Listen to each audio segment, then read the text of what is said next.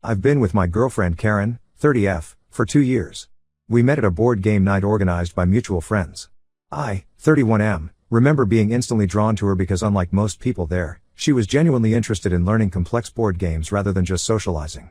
We ended up talking the whole night about our shared interests in strategy games and true crime documentaries. After dating for a year, we moved in together in a nice apartment complex downtown. Our relationship was great until her best friend Lisa's divorce 6 months ago. Lisa and Karen have been friends since their freshman year of college when they were roommates. Over the years, they stayed close even though they took different career paths. Karen became a software developer while Lisa went into marketing. When Lisa got divorced, she coincidentally found an apartment in our complex, just 2 floors below us. At first, I thought it was nice that Karen could be there for her friend during a difficult time. Lisa's divorce was messy, her ex-husband had cheated on her with his secretary, classic, right?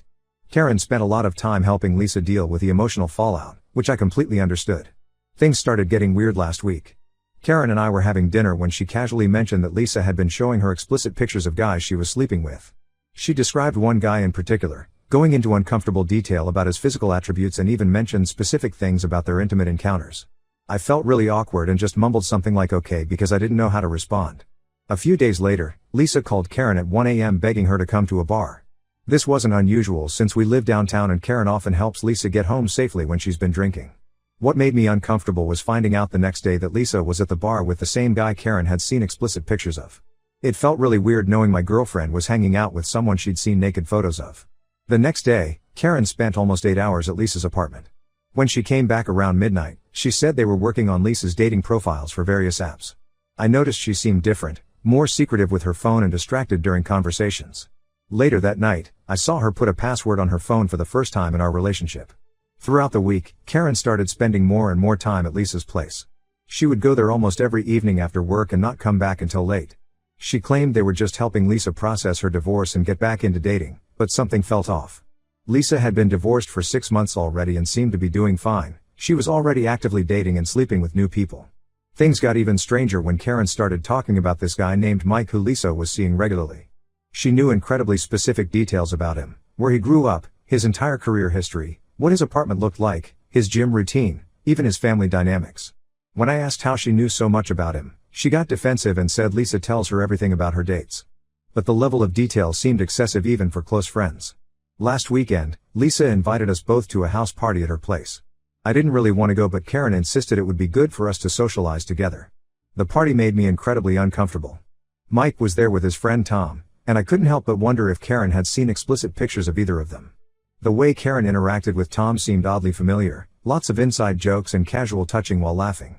At one point, I overheard Lisa telling Karen something about Tom's pictures being way better than Mike's, and they both laughed like it was some private joke. After the party, I started paying more attention to Karen's behavior. She began dressing differently when going to Lisa's place, wearing outfits she usually saved for our date nights. She started going to the gym at odd hours, saying Lisa needed a workout buddy but never inviting me along even though I also go to the same gym. The final straw came yesterday.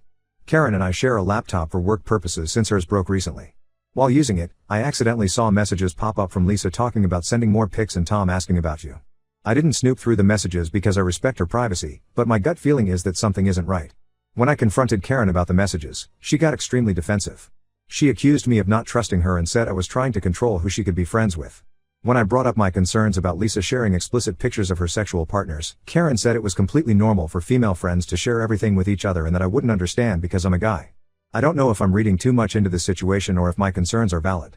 The combination of Lisa sharing explicit pictures, Karen's sudden password protection, her weird interactions with Tom at the party, the late nights at Lisa's place, and now these suspicious messages, it all seems connected somehow. Karen's behavior has changed so much in the past few months. She used to be very open with her phone and social media, but now everything is password protected. She used to tell me about her day in detail, but now her answers are vague when I ask what she did at Lisa's place. She's even started getting defensive when I ask basic questions about her plans for the evening. I really need some outside perspective here. Is this kind of friendship dynamic normal? Should I be concerned about Karen spending so much time with someone who freely shares intimate photos of their sexual partners? Am I overreacting to all of this?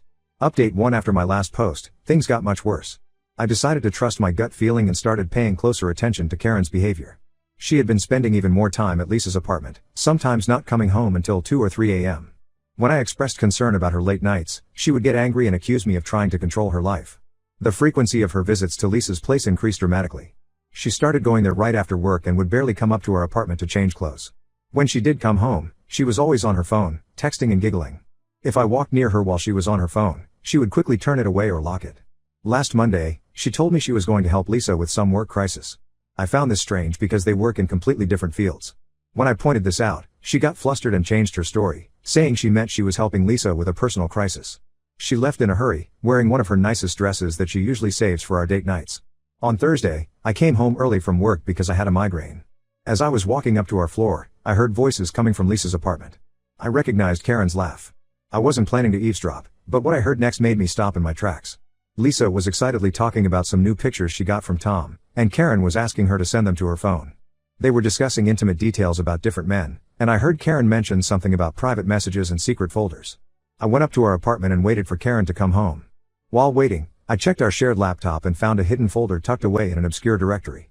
It was filled with dozens of explicit photos, both received and sent. Some of the photos were of Karen. I felt physically sick. When Karen finally came home around midnight, I confronted her about everything. This time, instead of getting defensive, she broke down completely. Through her tears, she admitted that Lisa hadn't just been showing her pictures, they had both been actively exchanging explicit photos with multiple men for months. She confessed that it started innocently enough. Lisa would show her pictures from her dates, and they would laugh about it. Then Lisa suggested they both make secret dating profiles just for fun to see what kind of attention they could get. Karen claimed she was just curious at first, but it quickly evolved into both of them actively exchanging photos and messages with different men. When I asked about Tom specifically, she got very quiet. After some pressing, she admitted they had met for coffee several times, but swore nothing physical had happened. She said it was just about the thrill of exchanging pictures and flirting. According to her, she felt alive and excited for the first time in years, which was like a knife to my heart. I asked her to pack some clothes and stay with her parents while I figured things out. She started crying harder, begging me to let her explain more. She claimed she would delete all the photos, cut contact with Lisa, and do whatever it took to fix our relationship. But I needed space to think. As she was packing her bags, her phone kept lighting up with messages from Lisa. I caught a glimpse of Lisa telling her to not let me manipulate her and that she hadn't done anything wrong because it was just pictures. This made me realize that Lisa had been actively encouraging this behavior all along. After Karen left, I found even more evidence on our shared laptop. There were chat logs with multiple men, including detailed conversations with Tom. While she hadn't met up with most of them, the emotional intimacy in these chats was devastating to read. She had been sharing details about our relationship problems and letting these men comfort her. The next day, Lisa started texting me, trying to convince me that I was overreacting. She said that exchanging pictures was normal in today's dating world and that Karen was just exploring her sexuality while staying physically faithful. She even suggested that I should be happy that Karen was choosing to stay with me despite having other options. Karen has been calling and texting constantly since she left. Sometimes she's apologetic, saying she'll do anything to fix things. Other times she's angry, saying I'm being unreasonable and that she technically didn't cheat because nothing physical happened. She doesn't seem to understand that the betrayal of trust is just as bad as physical cheating. I haven't decided what to do yet. Part of me wants to try to work things out because I do love her, but another part of me knows I'll never be able to trust her again. Every time I close my eyes, I see those pictures and messages, and I feel sick to my stomach. Update 2: things have deteriorated even further since my last update. After Karen moved out, Lisa started a smear campaign against me in our apartment complex. She's been telling everyone that I'm controlling and emotionally abusive. According to her version of events, I forced Karen to cut contact with her friends and tried to isolate her. Some neighbors who used to be friendly now avoid eye contact in the hallway. Lisa even went as far as to tell people that I regularly check Karen's phone and control who she can talk to. The reality is that I never checked her phone until I found those photos on our shared laptop. She's conveniently leaving out the part about them exchanging explicit photos with multiple men. The situation got even more complicated last week. I ran into Tom at the local coffee shop where I usually work remotely. He recognized me from the party and seemed really nervous. After some awkward small talk, he asked if we could talk privately. We sat down, and he confessed that he had been feeling guilty about something. According to Tom, he and Karen had been meeting up regularly for the past 2 months. While he maintained that nothing physical happened between them, he showed me their chat history as proof of their emotional affair. They had been exchanging explicit photos and messages daily. Their conversations were incredibly intimate, they discussed their dreams, fears, and even our relationship problems. What hurt the most was reading Karen's messages about me.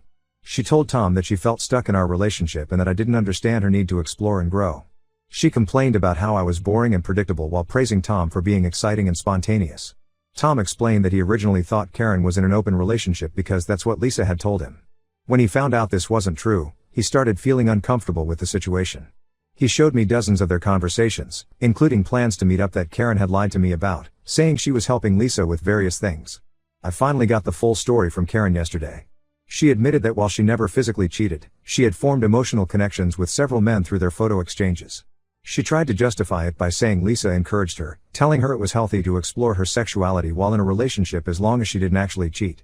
Karen revealed that Lisa had been doing this for months before her divorce, which ultimately led to her ex-husband discovering her photos and messages. Instead of learning from that experience, Lisa had convinced Karen that her ex was the problem for not understanding her need for excitement.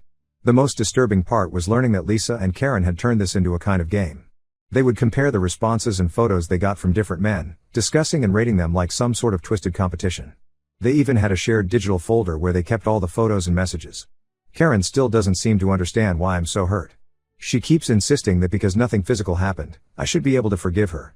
She says she's willing to stop exchanging photos and cut contact with the men, but she doesn't want to end her friendship with Lisa because she's been there for her through everything. Some of our mutual friends have started taking sides. A few think I'm overreacting because everyone sexts nowadays and it's not real cheating. Others understand my position and have stopped talking to both Karen and Lisa. The whole situation has become a mess of taking sides and broken friendships. I've been struggling to focus at work and can barely sleep. Every time my phone buzzes, I worry it's another neighbor or friend who's heard Lisa's version of events. I'm starting to think I need to move out of this apartment complex because living here has become unbearable. Update 3: I'm finally ready to share my last update on this situation. I've signed a lease for a new apartment across town and will be moving out next week. Living in this complex has become impossible with Lisa continuing to spread her twisted version of events to anyone who will listen. Karen moved in with Lisa temporarily after leaving our place. They're still defending their behavior, now claiming that I'm demonizing female friendship and trying to control how women express their sexuality. They've somehow turned this whole thing into a weird feminist issue, completely ignoring the fact that they were secretly exchanging explicit photos and messages with multiple men. Last week, Lisa's ex-husband reached out to me after hearing about what happened. He shared that he discovered similar behavior during their marriage. Lisa and Karen had been exchanging photos and messages with men back then too. Apparently, this wasn't a new thing that started after Lisa's divorce as I had originally thought. He regretted not warning me earlier but said he wanted to move on with his life and forget about the whole situation. Karen made one last attempt to fix things. She showed up at my workplace during lunch, crying and causing a scene. She handed me a letter detailing all the reasons why I should forgive her. The letter included screenshots of her deleting her dating profiles and messages showing she had cut contact with Tom and the other men. But she still insisted on maintaining her friendship with Lisa, saying I couldn't ask her to choose between her best friend and me. I've blocked both of them on everything: phone, email, and social media. Some mutual friends tried to convince me I was being too harsh. They argued that since no physical cheating occurred, I should be willing to work things out. One friend even suggested that I should be flattered that Karen chose to stay with me despite having options. The hardest part has been dealing with the isolation. Many of our mutual friends have chosen sides, and some who initially supported me have started buying into Lisa's version of events. They think I'm overreacting to what they call harmless fun. But they haven't seen the messages I saw or experienced the betrayal of trust firsthand.